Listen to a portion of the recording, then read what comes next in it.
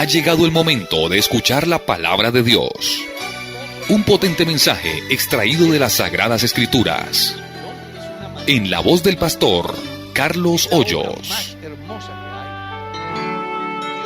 Pastor, yo quiero decirle algo. Sí. Varias veces ha llegado esta pregunta. ¿En qué influye la presentación de los niños en la salvación de ellos, de los niños? Cuando los papás vienen y lo presentan a Dios, ¿tiene que ver algo con la salvación de ese niño? Lo que voy a comentarles es, o mejor, la pregunta es muy subjetiva, ¿ya? Porque se puede dar para una de dos interpretaciones. Una, cuando se toma desde el punto de vista de la ley, que los niños eran presentados a Dios y eran circuncidados al 8º día. ¿Ya? Recuerde que la circuncisión se llevaba el 8º día. En el 8º día se hacía la circuncisión a los varones. Entonces, creo que de ahí algunos piensan que tiene que ver con lo divino el presentar un niño a Dios, y por eso algunos lo hacen. Otros piensan que realmente no tiene ninguna connotación en lo espiritual del niño. Yo doy mi parecer. Estoy aclarando, no es la postura de la Iglesia Pentecostal Unida de Colombia. Es lo que yo pienso. Les estoy hablando de dos posturas que yo escucho en medio de la Iglesia, porque la Iglesia no ha fijado una postura relacionada a esa temática. Aunque indirectamente sí, porque cuando uno recibe la licencia de local, dice que está facultado para presentar niños, o sea que dentro del pensamiento de la Iglesia, aunque no está muy definido, se piensa que el pastor tiene el deber y la potestad para presentar niños.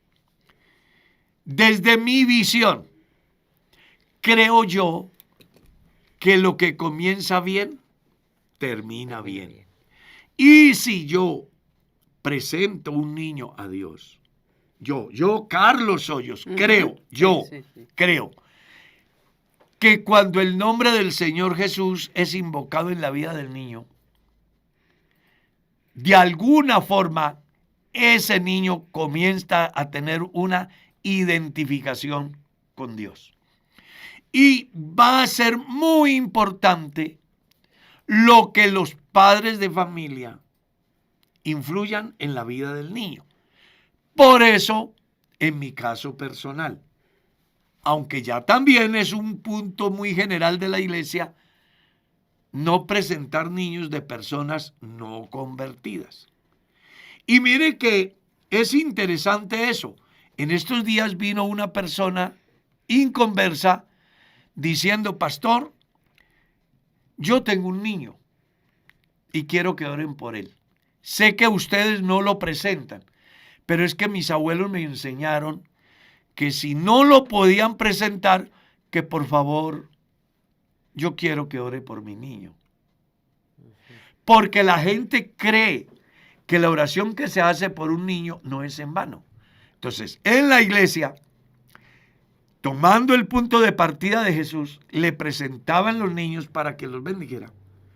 En la Iglesia se presenta a los niños, se pide la bendición de Dios para el niño, se pide que Dios guarde el desarrollo de su niño o del bebé en el campo físico, en el campo psíquico y en el campo espiritual.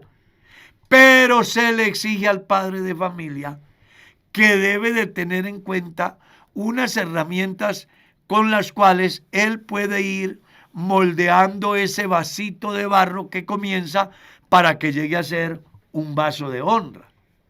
Entonces yo creo que sí influye para la salvación, porque no en vano está escrito: instruye al niño en su camino.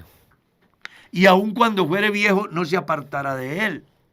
Sí influye, porque en las exigencias ministeriales aparece una que dice que críe bien a sus hijos, que gobierne bien su casa, que tenga a sus hijos en sujeción. Porque el que no sabe gobernar su propia casa, ¿cómo va a cuidar de la iglesia de Dios? Hablando del campo ministerial. Pero en el término general, con los niños, no existe en el Nuevo Testamento un solo versículo que diga: hagan una ceremonia para presentar niños, para que se salven. No aparece. Pero tampoco aparece la prohibición. La buena costumbre la ha tomado la iglesia de la enseñanza que da el Evangelio, donde los que creen en Jesús traen sus niños para presentárselos con el fin de que Dios los bendiga. En la iglesia, los padres de familia traen sus niños a la iglesia para que el pastor los presente a Dios, para que Dios bendiga a sus hijos. Pastor, sí, pero la Biblia sí dice claramente que por causa del papá o la mamá que sea creyente, su hijo es santificado. Eso está claro. Porque ¿qué sabes tú, mujer, si harás salvo a tu marido? ¿O qué sabes tú, marido, si harás salvo a tu mujer? Porque el marido incrédulo es santificado en la esposa y así la esposa en el marido. De otra manera... del hijo. Sí, pero espere que ahí sigue diciendo. De otra manera vuestros hijos serían ¿qué? Inmundos. Mientras que ahora son santos. ¿Por causa de quién? De la parte convertida. ¿Está claro? ¿Hasta dónde llega eso? Es el tiempo. Bueno, hasta que aquella personita comienza a tomar decisiones a conciencia. Exacto. ¿Sí? Por eso cuando a mí vienen un niño de 8 años, 7 años, que tiene pues hasta incómodo al papá o a la mamá. Papi, yo quiero que me bauticen. Mami, yo quiero que me bauticen. Entonces ellos vienen, hermano, vea, lo que pasa es que nosotros pues no sabemos qué hacer. ¿Qué pasó? Lo que pasa es que mi hijo dice que quiere bautizarse. ¿Y cuántos años tiene? Tiene 7 años. Pues hombre, aunque el niño quiera, el deber del padre de familia es orientarlo. Y bueno, cuando vienen con esa necesidad, pues yo les digo, no hay problema que asista a las clases prebautismales. Y luego yo me siento y le digo, venga, vea, usted debe de saber que por causa del amor de Dios en la vida de sus padres y su ferviente fe a Dios, usted no se preocupe. Pastor, ¿y si me muero? No se preocupe, que la Biblia dice así. El bautismo es para las personas que tienen conciencia de qué es lo bueno y qué es lo malo y que además saben qué es creer y qué es arrepentirse de sus pecados. Entonces, por eso es muy importante el trabajo que hacen los padres con sus hijos, donde les enseñan la vida devocional, donde los instruyen desde niños. Cuando ellos cumplan la edad que marca la Biblia como punto de partida para asumir responsabilidades, entonces ya se puede iniciar el proceso para el bautismo del niño. ¿Cuál era la edad? En el orden bíblico, a los 12 años, un muchacho podía ir a hacer su primer acto de presencia en el templo, a interrelacionarse con la gente. Eso es lo que enseña el Evangelio de Lucas. Jesús fue presentado a los 8 días y no volvió al templo hasta que tenía 12 años. Pastor, ¿por qué cuando llega una pareja de personas que no son creyentes, no les presentan los niños? Porque uno como pastor debe de exigir responsabilidad. Por eso cuando una pareja de inconversos dicen que quieren presentar su niño, yo siempre les digo, ¿y son casados? No. Bueno, entonces si no son casados, yo los espero en mi oficina tal día, tal hora. Me dicen, somos casados. Yo los espero en mi oficina tal día, tal hora. Sea casado o no, yo tengo una charla con ellos. donde les digo por qué no le presento a su hijo. ¿Y qué deben de hacer si quieren que yo les presente a su hijo? Y les explico, vea, es que presentar un hijo al Señor tiene implicaciones muy grandes en la crianza.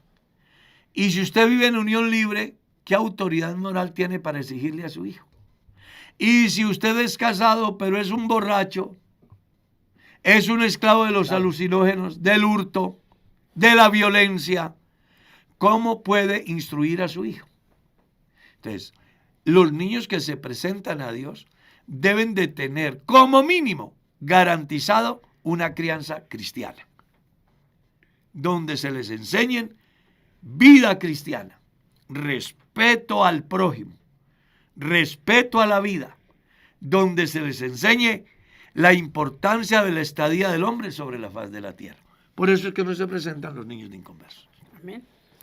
Pastor Carlos, ¿los justos que murieron antes de la gracia se levantarán juntamente con la iglesia? Hebreos capítulo 11, léalo. Los dos últimos textos. Yo se los voy a leer para que usted tenga una respuesta bíblica a su interrogante, que entre otras cosas es muy interesante. Mire lo que dice Hebreos capítulo 11. Dice, y todos estos, hablando de los héroes de la fe del Antiguo Testamento, y todos estos, aunque alcanzaron buen testimonio mediante la fe, no recibieron lo prometido, proveyendo Dios algunas cosas mejor para nosotros, para que no fuesen ellos perfeccionados aparte de nosotros. ¿Qué es lo que está diciendo? Que el día que la iglesia salva por gracia entre al evento del arrebatamiento de la transformación, los justos del Antiguo Testamento también aparecerán, porque dice que aquellos no recibieron porque Dios tenía cosas mejores para nosotros, es decir, la salvación por gracia con un fin, que ellos no fueran perfeccionados aparte, sino el mismo día. ¿Está claro? Okay. Amén. Sigamos. Pastor, soy bautizada y estoy en camino de arreglar mi situación conyugal. Quisiera que me aconsejara, ¿debo de ayunar o no es válido mi ayuno? O al contrario, yo debo de hacerlo para que se resuelva mi situación.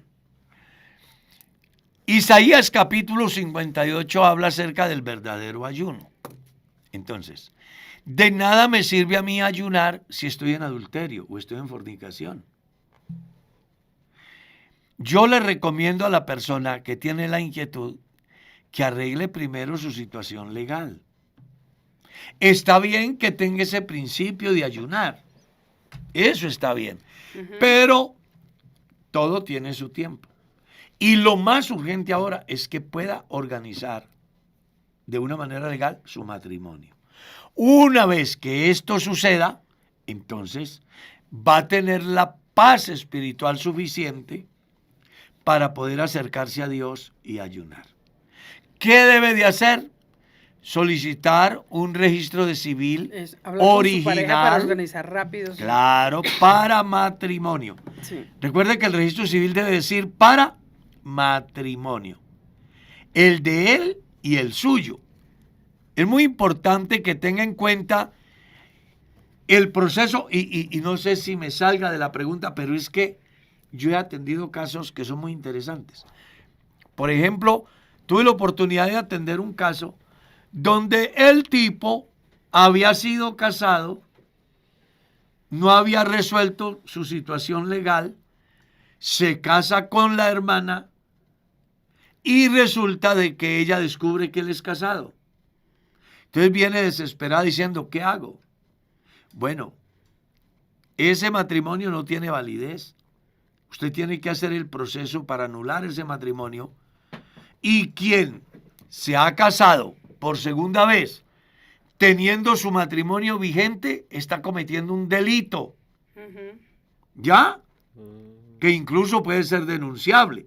Entonces, quise salirme para hacer esta observación, porque hay muchas personas, hombres y mujeres, que se casan, pensando que ese hombre es un hombre sano o esa mujer es una mujer sana y resulta que tienen un pasado que nunca se lo dijeron y que la persona ingenua cae. Por eso es tan importante conocer a... ¿Sí?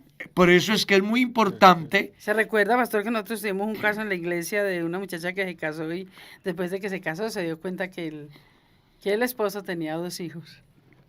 Claro. En diferente mujer. No. Entonces, es muy importante. Vea, hermana Mercedita, es que es tan interesante esa pregunta que nos abre un panorama como para ayudar.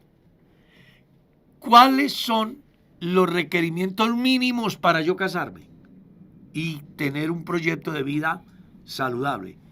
1, que la persona ame al Dios que yo amo, Amén. pero que lo ame de verdad, que no sea por casarse conmigo, sino porque ama a Dios de verdad. 2, que conozca el tejido social de la familia. Exacto, sí. Es decir, venga, yo conozco sus padres, conozco sus hermanos, sus hermanas, yo sé quiénes son ellos. 3, que sea un buen hijo, una buena hija. 4, que sea una persona trabajadora. 5, que sea una persona honrada. 6, que sea una persona que se sujeta a la autoridad en la iglesia. ¿Ya? Entonces, usted para eso requiere tiempo y llevar un proceso. Pero hay muchas personitas que porque apareció alguien que tiene cara de ángel y le coquetea, se derrumba y no mide consecuencias. Y un día abre los ojos y resulta que el tipo tiene 3 o 4 matrimonios y nunca los protocolizó y quiere completar el 5º. Entonces usted tiene que informarse. Si ese tipo ha sido casado, si el tipo es divorciado, si el tipo tiene ya la certificación del tribunal eclesiástico, si de verdad es libre, cuál es la procedencia, para que no vaya a dar un paso en falso, sea él o sea ella. Porque se den ambos sentidos, hermana Mercedes. Esta pregunta se refiere a lo mismo, le llegó a usted esta semana. ¿Hasta dónde puede llegar la voluntad de Dios en un noviazgo? Por ejemplo, conozco un caso de un muchacho que está enfermo y la muchacha le dice, si Dios lo sana, es la voluntad que seamos algo. ¿Está viable orar así? No puede humillar al joven por la enfermedad, eso es una humillación. Esa mujer no lo ama. Lo estás presionando. Lo está presionando, no, y estigmatizando, condicionando su amor. El amor no se condiciona. El amor no puede ser presionado. La gente tiene que aprender a ser libre. ¿Ya? Cuando yo me enamoré, mi familia no quería Merceditas. Y la presión era todos los Pero días. tú me querías. Ah, no, yo Lo sí. importante era su corazón, pastor. Yo, no, te cuento y voy a hacer una confesión. Ay, aquí. pero ay, sigamos. Para ese tiempo yo trabajaba en el campo. Yo lloraba bajo un palo de café. Porque tenía presiones de la familia y tenía presiones del pastor también, que se oponía a mi relación. ¿Ya? Pero cuando hay amor, no va a funcionar la presión. Porque el amor es una decisión que un hombre y una mujer toman. Y que en aras de alcanzar sus sueños van a sobreponerse a las adversidades. Aclaro, con razón. Porque el amor no es ciego tampoco. Entonces, si a mí me dicen mis padres y yo compruebo que la persona con quien me voy a casar es, yo qué sé, hablo en términos de mujer, un ladrón, pues por mucho que ame, la mujer debe pensar. O si el hombre se da cuenta que la novia y que él ya sabe que es una persona de una vida disoluta que permanece en esa condición, pues él tiene que pensarlo. Tiene que pensarlo. Pero cuando las personas han nacido de nuevo, son hijos de Dios, es bueno que también entiendan que el pasado ya no existe. Esa es la ventaja de ser un hijo de Dios. Cuando un hombre joven o una mujer joven se enamora y tienen un pasado, yo sí quiero hacerles saber que si han nacido de nuevo, ese pasado no existe. Y si él o ella lo ama o la ama, no debe de dejarse dañar por el pasado del que argumentan los demás. Porque se supone que si alguno está en Cristo, nueva criatura es. Las cosas viejas, ¿qué? Pasaron. Y en Cristo son hechas, ¿qué? Nuevas. Entonces recuerde, el amor no es ciego. El amor razona. Pero el amor no se deja manipular de prejuicios. El amor es objetivo y para encontrar esa objetividad, yo debo tener como punto de partida aquellos pequeños aportes que hicimos al principio de la explicación. O sea, no está bien de que la muchacha le diga, la No, hermana le diga al hermano que... Si Mercedita me dice a mí que la condición para casarse conmigo es que yo me alivie, ya se acabó. En Europa, un hombre se fue a casar. Ya, está sumamente enamorado.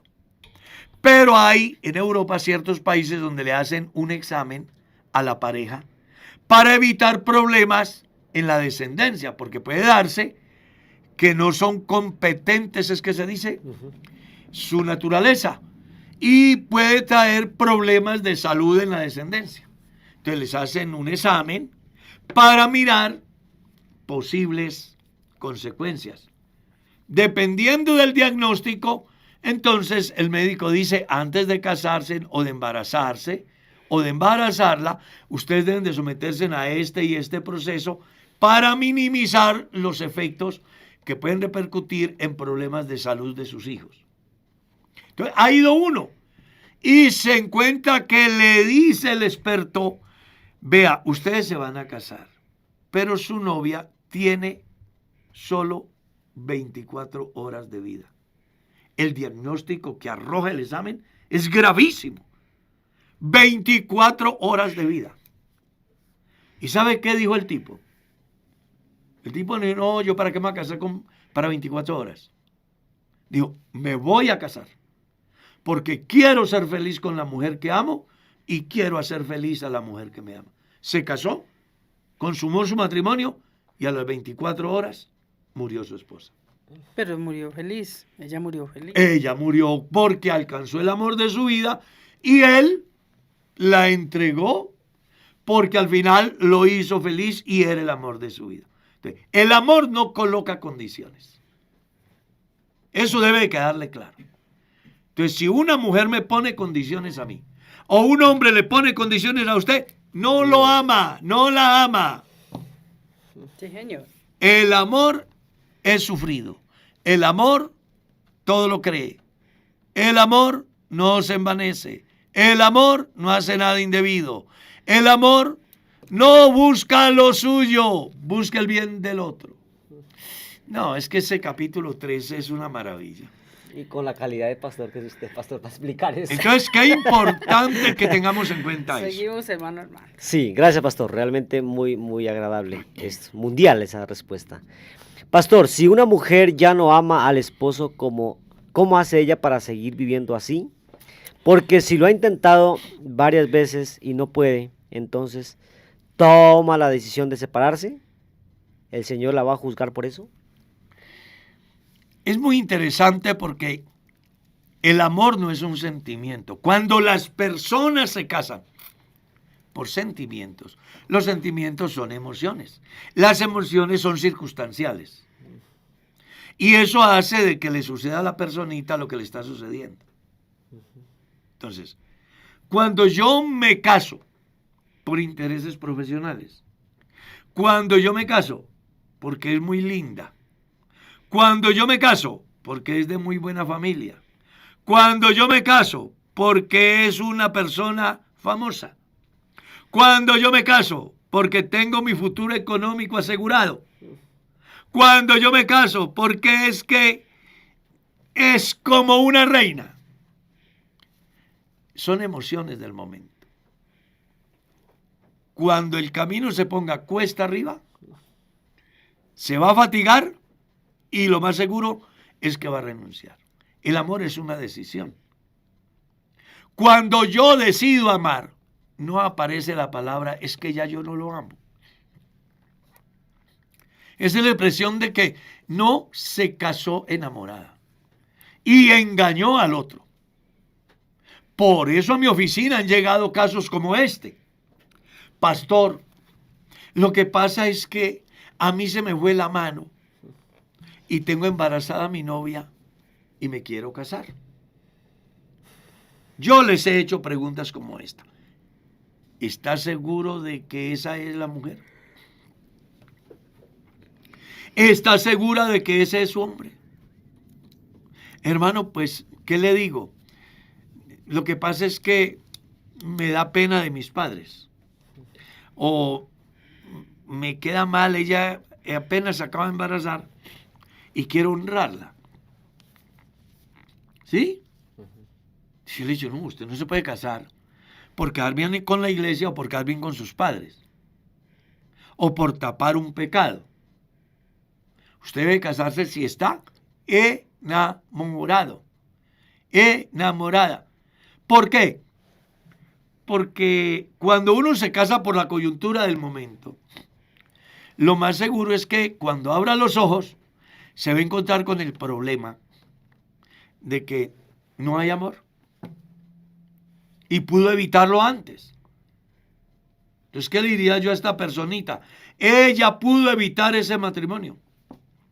No sé por qué se casó, pero estoy en un 99% convencido de que no se casó enamorada. A menos que haya un excesivo maltrato, abuso, violación, estigmatización, porque también eso se da. Pero en el normal desarrollo, Que se le vaya acabando el amor así, ¿no? así no. Nosotros tenemos experiencia y nos guardamos las palabras. ¿Cierto, Merceditas? Nos guardamos la palabra porque no queremos.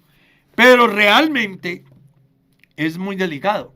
Yo le diría a la personita que se ponga en las manos de Dios.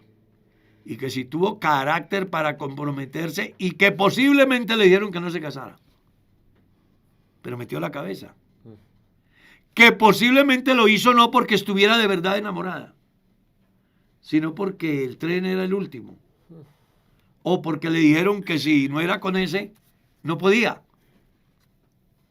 Pues yo quiero que sepa que ahí le toca ponerse en las manos de Dios y tener esa decisión. Amar a pesar de. Díganme cosas buenas que la audiencia haya hecho como para que Dios nos ame. Muéstreme en una. Y no existe. Y sin embargo Dios nos sigue ¿qué? Amando. A pesar de y por encima de. Usted tiene que aprender a amar a su mujer, a amar a su marido, a pesar de y por encima de. Al final ese fue el que escogió. No habían 4.000 millones de hombres. No habían 4.000 millones de mujeres. Porque se inclinó por él. O porque se inclinó por ella. Sí. Yo acepto que una persona tenga tentaciones. Pero de cambiar de decisión en el campo de la elección, eso no tiene sentido. Claro, excepto cuando hay el fenómeno donde se estigmatiza a la otra persona, donde se abusa de la otra persona, donde se humilla a la otra persona, donde se le da maltrato físico, maltrato psicológico, inclusive violación. Pues ya una persona corre riesgo su vida, pues tiene que pensarlo. Bueno, nosotros hace poco atendimos una llamada. Una mujer joven, se le aparece un tipo en el camino, y la disculpa que saca es que porque su marido tiene determinada edad y que el que le aparece es hermoso y entonces la hace muy feliz por eso. Eso no tiene sentido. Las personas tienen que aprender a amar a Dios y a respetar los compromisos. El matrimonio no es un juego, es un compromiso con Dios. Y por eso en la iglesia donde soy pastor, se le da clase prematrimonial a las parejas. Se le da la clase o la conferencia pastoral, se le da la conferencia en salud sexual y reproductiva y se le da la conferencia en salud mental, buscando minimizar. Y desde antes de ellos sepan qué les espera en el camino. Entonces, Dios bendiga a la hermana. Gracias por preguntar. Pero es muy importante que piense que el amor es mucho más que la belleza, es mucho más que el placer. Ay, no, es que no me hace feliz. El amor es mucho más que el placer. El amor es una entrega total, sin esperar nada a cambio. El ejemplo está en Dios. Pastor, soy bautizada y casada por obligación del varón, así dice acá. No viví bien, permanecí en la iglesia. Pero ahora él está preso por un delito. Mi pregunta es, ¿me puedo divorciar?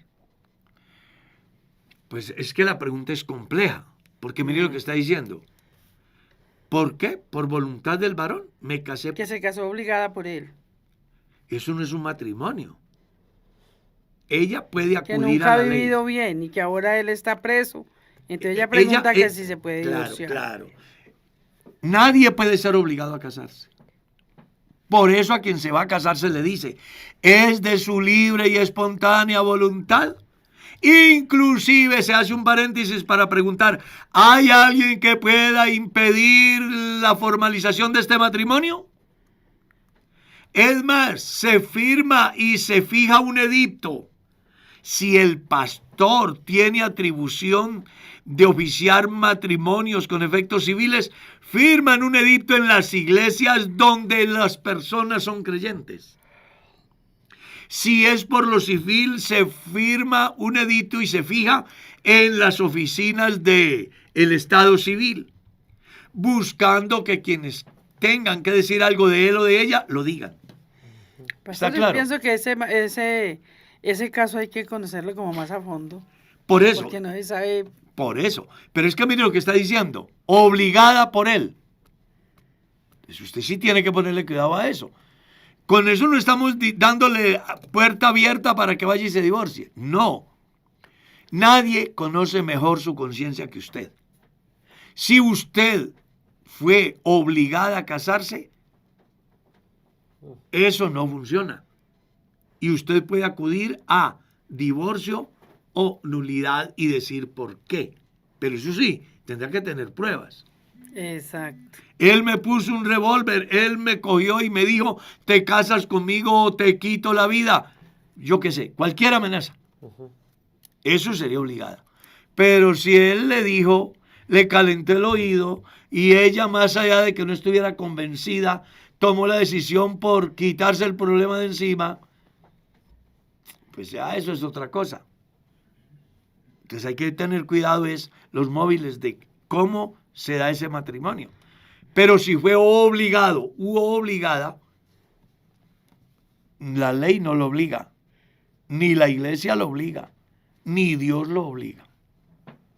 Pero sí, tiene que presentar las pruebas de que fue obligado. Amén. Anormal. Pastor, mi pregunta es la siguiente. ¿Los sueños son revelación para estos tiempos? Donde abundan los sueños, abundan las vanidades. Yo me he soñado volando de una cordillera a otra y he resultado en el piso. Me he soñado sacando plata a montones y amanezco sin 5. ¿Ya? Porque dice la pregunta, dice, lo que pasa es que yo tengo una novia, va acá en el mismo hilo de lo que estamos hablando. Lo que pasa es que tengo una novia en la iglesia y ella dice que tiene sueños desagradables y dice que eso es señal de Dios. Los sueños son el resultado casi siempre de lo que pasa en el día a día. Pero si su novia le está poniendo obstáculo a su relación por los sueños desagradables que tiene, hay 4.000 millones de mujeres que están esperando a alguien que les valore. Sí. No se meta, porque esa puede ser una excusa para irlo sacando. Pues el amor no se mendiga, el amor no se ruega. ¿Está claro? El amor se da. Entonces, no mendigue amor. Tenga carácter como hombre. Y si es una mujer, tenga carácter. No mendigue amor. Porque el único a quien deberíamos de pedirle, nos lo dio sin pedirle. Mas Dios muestra su amor para con nosotros. Bendito. En que siendo aún pecadores, Cristo murió por nosotros. Amén. Sigamos. Pastor, ya toma agüita. Es que uno aquí se emociona. Tremendo. Pastor, ¿Adán y Eva desobedecieron porque era un plan de Dios o porque se dejaron tentar del enemigo? No era un plan de Dios. He aquí que Dios hizo al hombre recto, pero el hombre, Buscó muchas perversiones. entonces, lo que Dios hace es una pareja capaz de tomar decisiones. Ujú. Y los ubica en un mundo donde existe la posibilidad de definir la eternidad. ¿Para bien o para mal? Le manda al hombre. No es una opción. No es una sugerencia.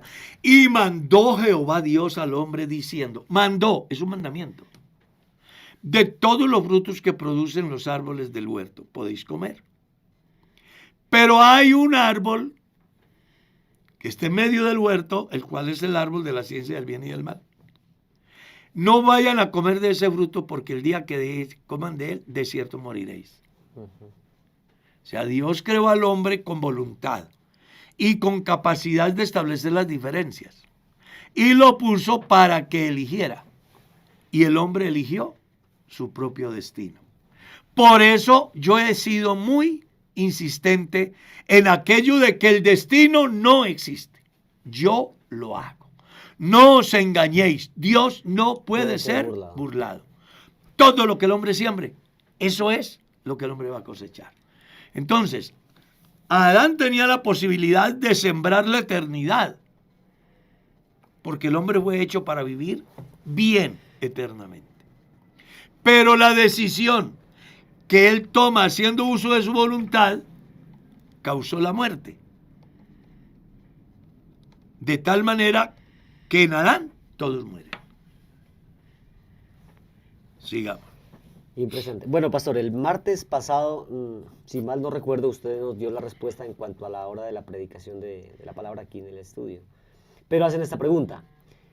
¿Hoy en día existen los profetas?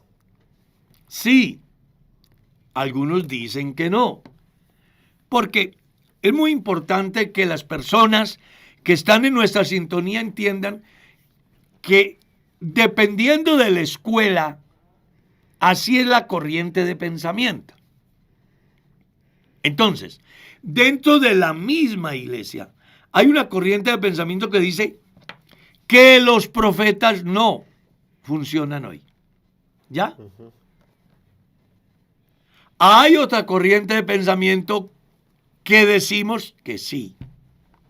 Digo decimos porque yo creo que lo que dice Efesios 4:11 todavía funciona. Entonces, ¿cómo dice? Él mismo constituyó a unos apóstoles, a otros profetas, a otros evangelistas, a otros pastores y a otros maestros, con un propósito de hacer hombres para que mañana sean los que reemplacen a estas figuras que Dios escoge como universidad del Espíritu Santo, con el objetivo de que siempre haya quien presente el mensaje de Dios de una manera adecuada.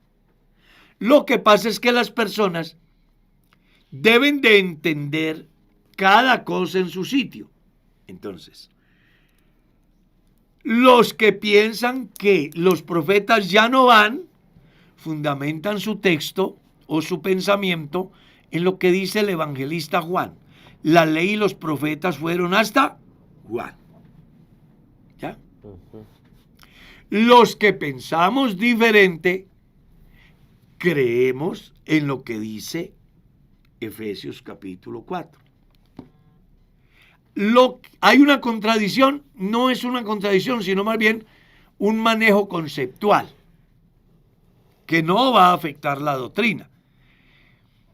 Porque los que piensan que hoy no funcionan los profetas, pues entonces tendrían que sacar esa parte de Efesios 4. Aquí la diferencia es establecer en qué tiempo y cómo funciona la profecía. Exacto. ¿Cómo funcionan los profetas en Exactamente. este tiempo? Entonces, una cosa es el oficio profético, que ese fue hasta Juan. Otra cosa es el don de profecía. Y otra cosa es el ministerio profético. La gente debe de aprender a establecer las diferencias.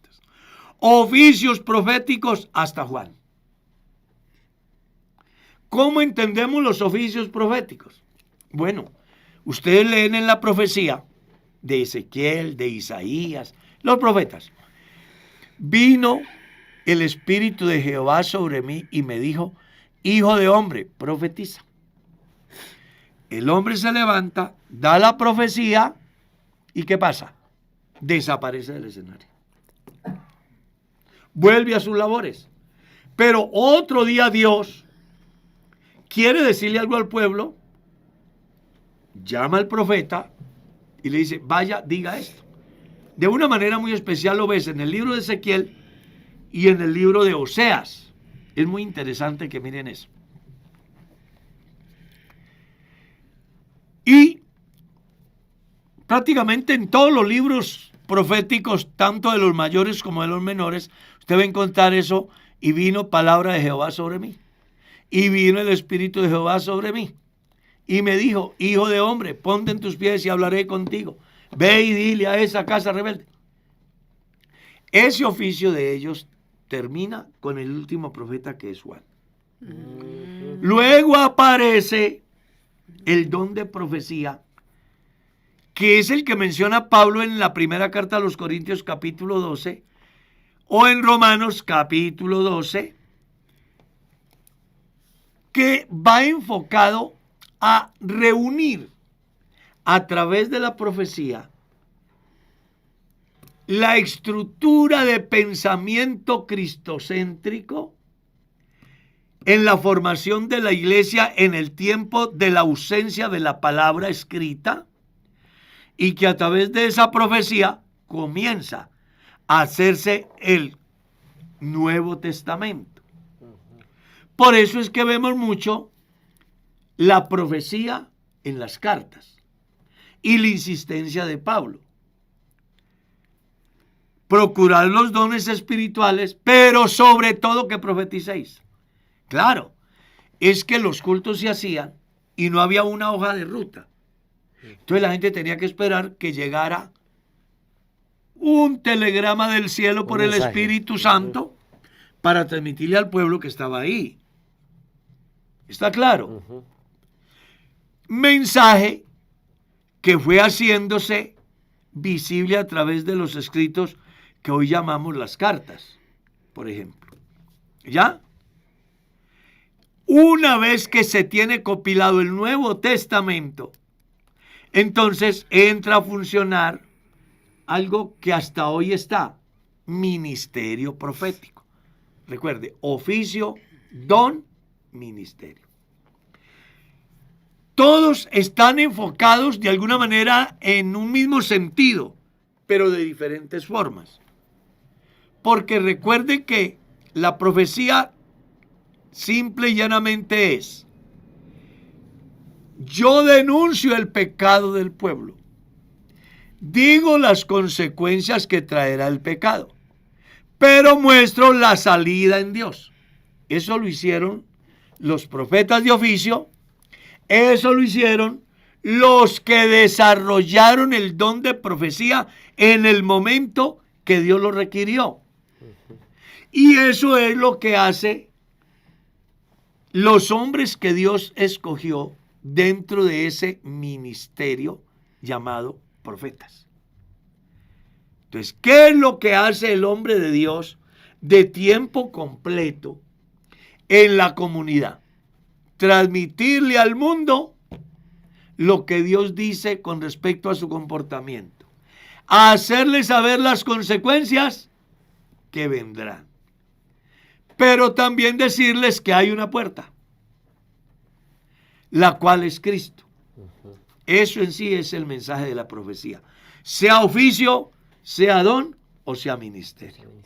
Hoy se puede decir que funcionan de una manera muy especial el ministerio, que es el que ejerce cada pastor que está dedicado por completo a transmitir el mensaje de Dios al pueblo. Como también, de manera no muy común, el don de profecía, que se va a dar de una manera circunstancial en el momento que Dios lo requiera, dependiendo de la situación en la cual se encuentra el pueblo. Sigamos. Poderoso. ¿Yo? Pastor, ¿sí se puede bautizar a las personas sin haberlas doctrinado? Sí se puede. Es que todo se puede. No se debe. No se debe. No se debe. Pero yo conozco casos de personas que solamente escuchando por primera vez el sermón han tomado la decisión no solo de creer, sino de bautizarse. Y estuvieron en la iglesia hasta que el Señor los llevó. Pero esa es la excepción, Sí. no es la regla. ¿Cuál es la regla? Vayan y hagan discípulos a todas las naciones. Hagan discípulos. ¿Eso es igual a qué? A adoctrinarlos, a enseñarles qué es el bautismo, quiénes se deben de bautizar, por qué se deben de bautizar, para qué implicaciones hay en su vida, qué representa ante Dios, qué compromisos se asumen con la sociedad, consigo mismo, con la iglesia. O sea, es una enseñanza muy interesante. Puede ser que algunos hagan juicios. No, es que mi pastor bautizó a uno aquí y después de 3, 4 meses de darle doctrina, se bautizó y se apartó. O puede ser que mi pastor bautizó a uno aquí el día que llegó y ahí está. Hay tantas conjeturas que surgen al respecto. Y entonces ponen en tela de juicio el ministerio del pastor. Y resulta que el ministerio del pastor no debe de ser cuestionado por eso. Porque el pastor está puesto para administrar, para orientar, para enseñar, para ejercer. Entonces, a mí viene una persona y me dice que quiere ser bautizado. Pues, ¿cuál es la regla? Usted debe primero de recibir a Jesucristo y ser discipulado, asistir a las clases prebautismales. Pastor, yo estoy convencido y le hago saber una cosa. Si me voy de aquí y me muero sin el santo bautismo, usted es responsable de mi alma. Venga, lo que pasa es que no importa. Yo necesito ser bautizado. ¿Qué tiene que hacer el pastor? Bautizarlo. Bautizarlo. Bautizarlo. Que él se bautizó y se apartó. O que él se bautizó y permaneció en Cristo hasta la muerte. Ya son cosas que escapan a mi oficio. Eso es como en las iglesias donde le reclaman al pastor. Pastor, pero usted, ¿por qué tolera el pecado aquí? Hay gente que le dice a uno eso. ¿Usted por qué? O sea, quieren de que el pastor sea un emperador, ¿no? Que diga quién vive y quién muere. Y se les olvida que el escenario donde se reúnen las personas es público. Y pueden asistir gente muy fiel al evangelio, como gente que conociendo el evangelio viven una vida desordenada. Como gente que no le gusta el evangelio, pero va a poner problema. ¿Y cuál es el deber del pastor? Predicar el evangelio. Después de predicar el evangelio, el pastor no puede cambiar a nadie, ni destruir a nadie. La misión del predicador es llevar el evangelio. y esperar que lo que hizo él, Dios lo avale a Amén. través del milagro de la transformación. amén. Entonces yo no puedo cambiar a nadie. Yo predico el evangelio y el que cambia al individuo no depende de mí. ¿Qué es lo que dice Pablo a los Corintios? Yo sembré, Apolo regó. El crecimiento. El lo da crecimiento, Dios. ¿quién lo da? Dios. Dios. Ujú. ¿Cierto? Porque Él es el que produce ¿qué? El querer como el hacer por su buena voluntad. Es palabra de Dios lo que estoy diciendo. El que comenzó la buena obra en vosotros la perfeccionará hasta el día de De Jesucristo. Jesucristo. Y el no entender esos textos es lo que hace que confronten a los pastores y que los hagan sufrir y los pongan Porque pasa, en ¿no? condiciones muy complejas. Claro, pasa. Afortunadamente yo he sido pastor de las mejores iglesias del mundo. A mí nunca me ha pasado. Pero conozco casos Sí. donde cuestionan severamente porque piensan que el pastor tiene el palo y el mando para cambiar al individuo. No, el pastor tiene una hoja de ruta que se llama la predicación, que se llama la exhortación, que se llama la disciplina, que se llama un debido proceso. Pero de ahí a obligar a la gente a que sea lo que uno quiera, no se puede. Y si usted está presionando a su pastor, yo le pido el favor muy respetuosamente, vaya, pídale perdón a su pastor. Porque su pastor lo único que debe de hacer es predicar el evangelio. Corregir las anormalidades a través de la enseñanza, a través de las reuniones en privado, siempre buscando que la obra de Dios vaya teniendo el modelo que Dios quiere que tenga. Pero no piense que el pastor puede cambiar la gente, porque esa obra no es del hombre, esa obra es de Dios. Amén. Los pastores debemos de cumplir la misión, que es predicar. De ahí para allá se lo dejamos al que produce el querer como el hacer, por su buena voluntad. Pastor, si un hermano es bautizado y ha cometido pecado, ¿debe hablar con el pastor y confesar su delito porque está arrepentido, pero es un servidor? Creo que los pecados se le confiesan a Dios. ¿Ya? David confesó sus pecados a Dios. Todos los hombres en la Biblia confesaron sus pecados a Dios. Que por ética la persona diga, venga, yo estoy ayudando en la iglesia y no me siento bien, Ujú. pues debería acercarse a su pastor y decirle, hermano, yo agradezco que me haya puesto como diácono o como líder de jóvenes,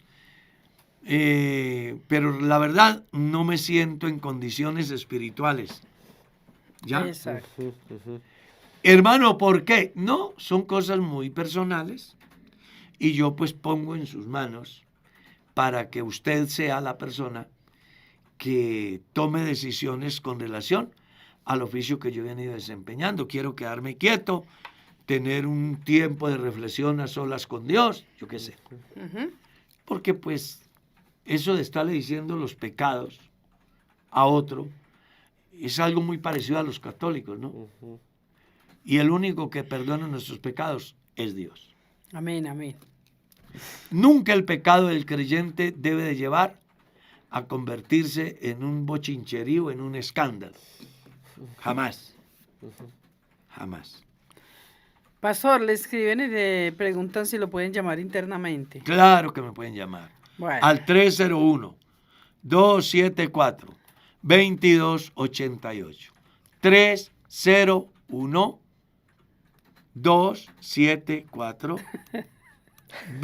301-274-2288. Pues despacio para que la persona lo Sí, pueda. sí. ¿Sí? Pastor, Y hay me una- pueden llamar. Yo atiendo gente todos los días Y a todas y a horas. toda hora, de día, de noche, en la Puras madrugada. merceditas. Yo atiendo gente diario. Pero Diario. toca que descanse, pastor. No, yo vivo descansado. Por Pastor, favor. hay una muchacha que hace 20 días está yendo a la iglesia y dice que ella entregó su vida al Señor, pero que vive en unión libre. ¿Qué debe de hacer? Casarse. Mm. Pero ella pregunta. Si ella puede, si la persona con quien está Sí, porque es son- libre, Son preguntas muy, Sí. sí, muy claro. concretas. Si la persona con quien ella convive es libre, cásense. ¿Cómo deben de hacerlo? Vayan a la notaría o a la oficina del registro civil, saquen los registros para matrimonio. Ujú. Vayan a una notaría, Lleva las hagan la diligencias solicitud. para- ¿sí? No, yo hago esto porque hay gente que no sabe cómo se hace. Ten un promedio de 180 a 200 mil pesos en Colombia. No sé de dónde será la personita que tiene la inquietud. Inicie ese proceso. Cásese, bautícese, sálvese, porque el tiempo se acabó. Hermano Se Armando, acabó. yo sé que No, ya se acabó. esta respuesta también es muy... Pastor, que si una pareja de hermanos se casan y él o ella se descarría, que si es motivo para divorciarse. No, no es motivo. Porque él la aceptó para bien Ay, qué dolor. o para mal. Esa es la pesada. Ah, bueno. Sí, sí, sí. Usted tuvo No es que motivo, pensar, no es no motivo es para- motivo. Ah, bueno, listo. La iglesia solo ve dos causales. Una, abandono total y permanente. Y dos, cuando se da el pecado de fornicación. ¿Ya? Y hace alusión a lo que dice la Biblia. Entonces, vamos a suponer que Ezequiel se enamora y se casa. Y ¿Ezequiel? resulta de que un día cualquiera la mujer de Ezequiel empacó la maleta y se fue. El tipo va y la busca, le ruega, busca a los pastores, busca a la familia de ella, él no quiere, pero ella no. Ella está en otro cuento. Pues la iglesia dice, no podemos obligar a Ezequiel a que viva en esa tragedia cuando él se casó, era porque quería tener una esposa permanente. Yo la iglesia no lo va a obligar. Si él se somete al tribunal eclesiástico, el tribunal eclesiástico mirará el por qué pasó lo que pasó y dependiendo del proceso, emitirá un concepto que puede ser favorable o puede ser desfavorable. Y así también en el caso de los pecados de fornicación. El tiempo se nos fue.